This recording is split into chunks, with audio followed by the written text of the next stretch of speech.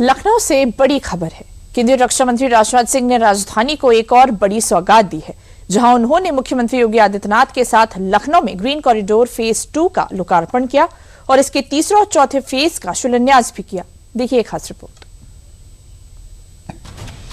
लखनऊ के तहजीब की चर्चा तो दुनिया भर में होती है, लेकिन इसके साथ साथ लखनऊ के विकास की चर्चा भी आज दुनिया में हो रही है, क्योंकि दुनिया के दूसरे देशों में भी मैं यहां गया था और वहां जो भारतवासी पहले लखनऊ आए थे और आज लखनऊ से होकर वह लौटे हैं, वह लखनऊ की वो प्रशंसा कर रहे थे।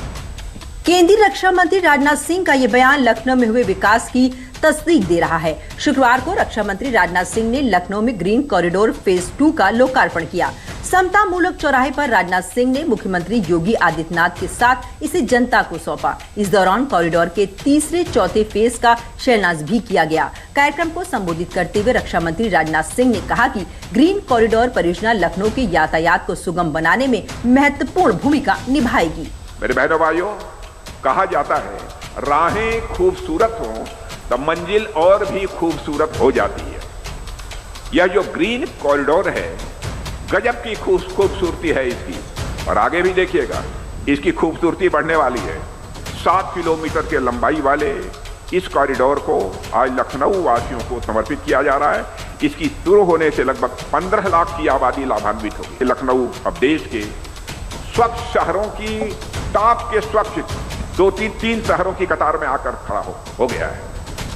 और अभी पिछले साल ही यानी स्वच्छ सर्वेक्षण 2025 में मिलियन प्लस सिटीज कैटेगरी में लखनऊ को पूरे देश में तीसरा स्थान प्राप्त हुआ है। मेरे बहनों भाइयों, वहीं मुख्यमंत्री योगी आदित्यनाथ ने कार्यक्रम को संबोधित करते हुए कहा कि ये ग्रीन कॉरिडोर लखनऊ के भविष्य के विस्तार के साथ साथ विकास का भी एक प्रतीक बन रहा है।